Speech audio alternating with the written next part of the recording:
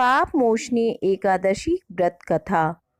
पद्म पुराण के अनुसार प्राचीन काल में धनपति कुबेर का चैत्र रथ नामक एक बड़ा सुंदर फूलों का बगीचा था, जहाँ सदा बसंत ऋतु ही रहती थी। वहाँ गंधर्व कन्याएं विहार करती और इंद्र आदि देवता भी वहाँ आकर क्रीड़ा किया करते थे। उसी बाग में च्यवन ऋषि के पुत्र मेधावी ऋषि कैलाशपति भगवान शिव के परम भक्त थे, जो वहां तपस्या किया करते थे।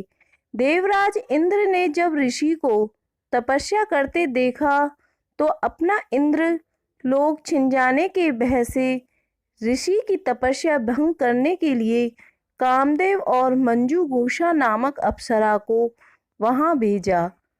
ऋषि के श्राप के वजह से वह उनके पास तो नहीं गए, परंतु वहीं पास में कुटिया बनाकर रहने लगे तथा वीणा बजाकर मधुर स्वर में गीत गाने लगे।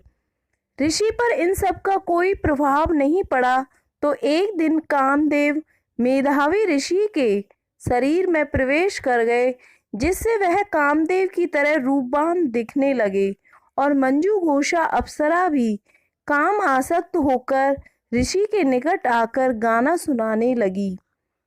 अप्सरा के रूप को देखकर और मधुर संगीत के वशीभूत होकर ऋषि भी भजन साधन, तपस्या और ब्रह्मचर्य को छोड़कर अपना समय उसी के साथ हास परिहास और विहार में बिताने लगे। अप्सरा ने जब देवराज इंद्र के आदेश को पूरा होते देखा तो उसने एक दिन ऋषि से कहा कि अब वह उनके पास से जाना चाहती है। ऐसा सुनकर ही ऋषि दीन भावना से प्रार्थना करने लगे कि अपने जीवन साथी को छोड़कर मत जाओ। फिर काफी समय बीत गया और अंत में मंजू घोषा ने ऋषि से पुनः जाने की आज्ञा मांगी और कहा कि अब तो कितनी प्रातः और कितनी संध्या बीत चुकी हैं, इसका अनुमान तो करो। ऋषि ने जब बीते हुए समय का हिसाब लगाया तो जाना कि वह 57 वर्ष तक ऋषि के साथ रही। अपनी तपस्या भंग करने के क्रोध में आकर ऋषि ने उसे पिशाचिनी होने का श्राप दे दिया।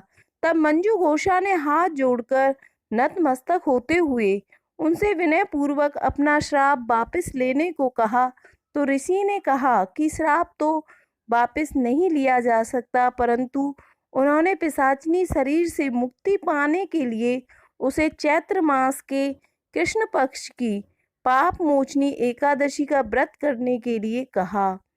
ऋषि जब अपने पिता च्यवन के आश्रम में आए और उन्हें तपस्या भंग होने के बारे में बताया तो पिता ने उन्हें भी पाप मोचनी एकादशी व्रत करने के लिए कहा।